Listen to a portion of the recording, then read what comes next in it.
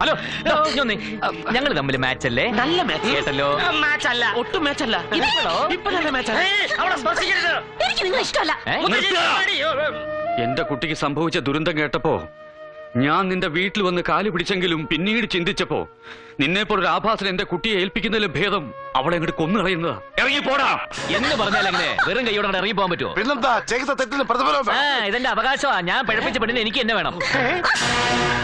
ഈ ജീവിതത്തിൽ എനിക്കൊരു വിവാഹം ഉണ്ടെങ്കിൽ അത് നീയുമായിട്ടായിരിക്കും. ನಿಜ ಏನಂದ ನನಗೆ ನಿಮಗೆ ಗೊತ್ತು. ನಿನ್ನೆತ್ರ ಇದಕ್ಕೆ ಪ್ರತಿಕಾರ ಮಾಡಿಬಿಟ್ಟೆ. ನಾನಿല്ലെಂದು ಹೋಗಿರೋದು. ನಾವು ಇನ್ನ ಬರ್ತೆ. ಜಾಗ್ರತೆ. ഇതെന്നാടാ? കന്നഡ അവൾക്ക് മനസ്സിലാവും. കണ്ണട മാവ് കാണുമ്പോഴാണ് കൊറേ കാലായി നമ്മളിങ്ങനെ നടത്തി കൊതിപ്പിക്കണേ. എന്തായാലും എന്റെ മോനെ ഇന്ന് ഞാൻ